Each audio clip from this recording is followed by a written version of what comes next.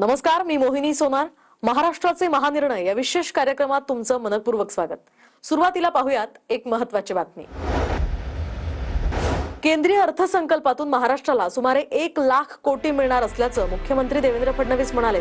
विकसित भारताकडे दमदार पाऊल टाकणारा आणि शहरीकरणाला नियोजनबद्ध करणारा हा अर्थसंकल्प असल्याची प्रतिक्रिया मुख्यमंत्री देवेंद्र फडणवीसांनी दिली. 7 हायस्पीड रेल्वे कॉरिडॉर्समुळे जीडीपी मध्ये मोठी वाढ होईल असा विश्वासही मुख्यमंत्री फडणवीसांनी व्यक्त केलाय. पहिल्यांदाच 5 लाख लोकसंख्येच्या वरच्या सगळ्या शहरांचा एकात्मिक विचार हा या अर्थसंकल्पाने केलेला आहे, ज्याचा मोठा फायदा हा महाराष्ट्रासारख्या आपल्या राज्याला होईल. महाराष्ट्रातल्या पहिल्या महिला उपमुख्यमंत्री म्हणून सुनेत्रा अजित पवार यांनी शपथ घेतली. लोकभवनातील दरबार हॉलमध्ये राज्यपाल आचार्य देवव्रत यांनी सुनेत्रा पवारांना मंत्रिपदाची शपथ दिली. याच वेळी मुख्यमंत्री देवेंद्र फडणवीस, उपमुख्यमंत्री एकनाथ शिंदेंसह अन्य प्रमुख नेत्यांची उपस्थिती होती. सुनेत्रा पवारांनी पदभार स्वीकारल्यानंतर त्यांच्याकडे राज्य उत्पादन शुल्क, क्रीडा आणि युवक कल्याण तसंच अल्पसंख्याक विकास ही खाती देण्यात आली आहेत. मी सुनेत्रा अजित पवार गांभीर्यपूर्वक प्रतिज्ञा करते की मी महाराष्ट्र राज्याची उपमुख्यमंत्री म्हणून माझी कामे निष्ठापूर्वक व ससद्विवेक बुद्धीने पार पाडेन आणि संविधान व कायदा यानुसार सर्व तऱ्हेच्या लोकांना मी गांभीर्यपणे व निपक्षपातीपणे तसेच कोणाच्याही विषयी ममत्वभाव किंवा आकस न बाळगता न्याय वागणूक देईन.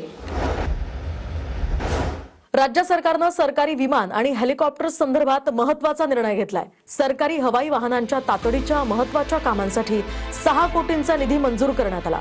डिसेंबर 2025च्या पुरवणी मागण्यांद्वारे सरकारी हवाई वाहनांसंदर्भात ही मागणी करण्यात आली होती आणि त्यानंतर आता वित्त विभागाच्या व्यय अग्रक्रम समितीनं या खर्चाला मंजुरी दिली आहे. प्रत्येकी 3 कोटींच्या 2 पुरवणी मागण्यांद्वारे 6 कोटींची मागणी केली होती आणि या निधीतून लहान बांधकामं केली जातील, सोबतच यंत्रसामग्री देखील खरेदी केली जाईल.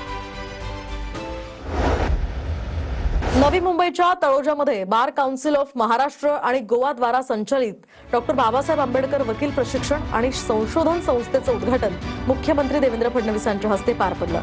या कार्यक्रमाला सर्वोच्च न्यायालयाचे माजी न्यायमूर्ती भूषण गवई, मुंबई उच्च न्यायालयाचे मुख्य न्यायमूर्ती चंद्रशेखर, मेघालय उच्च न्यायालयाच्या मुख्य न्यायमूर्ती रेवती मोहित ढेरे यांच्यासह विधी तज्ज्ञ आणि सदस्य मोठ्या संख्येने उपस्थित होते. पुण्यातील पुरंदर विमानतळ विकास कामांचा मुख्यमंत्री देवेंद्र फडणवीसांनी आढावा घेतला. पुणे शहराची भविष्याची गरज लक्षात घेऊन पुरंदर विमानतळाची निर्मिती करावी असे निर्देशही मुख्यमंत्री देवेंद्र फडणवीसांनी दिले. भूसंपादन एमआयडीसीच्या माध्यमातून कालमर्यादेमध्ये पूर्ण करून विमानतळ विकासाचा मोठा टप्पा पार करावा आणि निधी उपलब्धतेचा प्रस्ताव पुढील मंत्रिमंडळ बैठकीत आणावा असेही निर्देश यावेळी मुख्यमंत्री फडणवीसांनी दिले. महाराष्ट्रातील हरित क्षेत्र वाढवण्यासाठी 2026 ते 2031 या कालावधीमध्ये 300 कोटी वृक्ष लागवडीचा कार्यक्रम हाती घ्या असे निर्देश मुख्यमंत्री देवेंद्र फडणवीसांनी दिले. पहिल्या वर्षात सुमारे 20 कोटींपर्यंत वृक्ष लागवड करा, यामध्ये बांबू, साग ही लागवड करावी असंही मुख्यमंत्री फडणवीस म्हणाले. यासाठी लागणारी रोपं तयार करण्यासाठी शासकीय नर्सरी बरोबरच खासगी नर्सरी आणि बचत गटाचा सुद्धा सहभाग घ्या असंही मुख्यमंत्री फडणवीसांनी सांगितलं. तर वृक्ष लागवड मिशन संदर्भात वर्षा निवासस्थानी आढावा बैठक झाली आहे. अंबरनाथ तालुक्यातील मलंग गडावर उपमुख्यमंत्री एकनाथ शिंदेंनी मलंग मत्स्येंद्रनाथांच्या समाधीचं दर्शन घेतलं. माघ पौर्णिमेनिमित्त शिंदेंनी आरती सुद्धा केली आहे. मलंग भक्तांची इच्छा लवकरच न्यायदेवता पूर्ण करेल असा विश्वास सुद्धा उपमुख्यमंत्री शिंदेंनी व्यक्त केला. देशातील महत्त्वाच्या पायाभूत सुविधांच्या सुरक्षेसाठी कार्यरत असलेल्या CISFला 57 वर्ष पूर्ण होत आहेत. आपल्या गौरवशाली सेवेचं औचित्य साधत 14 फेब्रुवारीला रत्नागिरीमधील पोलीस मैदानावर वंदे मातरम सायक्लॉथॉन या उपक्रमाचं या ठिकाणी आयोजन करण्यात आलेलं आहे. तर मंत्री उदय सामंत यांच्या हस्ते या उपक्रमाचं उद्घाटन होणार आहे. या सायक्लॉथॉनमध्ये देशाच्या पूर्व आणि पश्चिम किनारपट्टीवरून तब्बल 6600 किलोमीटरचा प्रवास करता येणार आहे. विशेष बाब म्हणजे या मोहिमेत 50% महिला सहभागी आहेत. महाराष्ट्राचे महानिर्णय या विशेष कार्यक्रमात आता वेळ झाली येथेच थांबण्याची. नमस्कार.